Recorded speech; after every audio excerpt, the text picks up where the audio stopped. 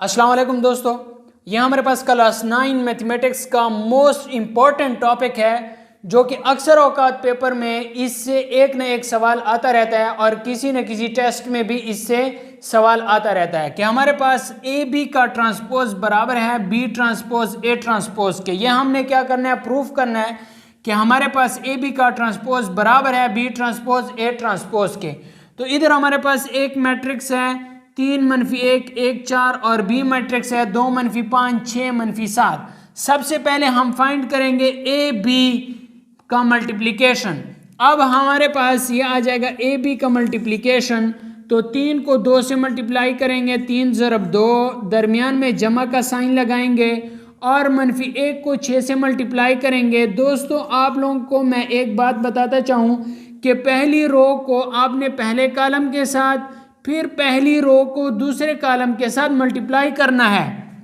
अब इस पहली रो को मैंने पहले कॉलम के साथ मल्टीप्लाई कर लिया है, इसी पहली रो को मैं दूसरे कॉलम के साथ भी मल्टीप्लाई करूंगा।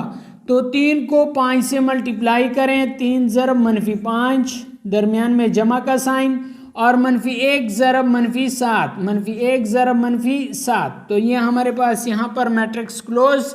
अब हमारे पास आ जाएगा दूसरी रो को पहली कॉलम और दूसरी कॉलम से मल्टीप्लाई करना है। तो ये दूसरी रो है, 1 × 2 लिख लें, दरमियान में जमा का साइन, फिर हम 4 × 6 लिख लेंगे, 4 × 6।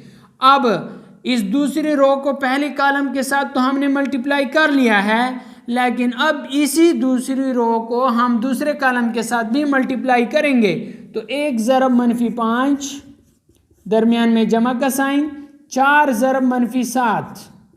तो ये हमारे पास आ गया है। अब नेक्स्ट स्टेप में हम देखते हैं, 3 दूनी 6, जमा ज़रब नफ़ी नफ़ी, 6 × 6।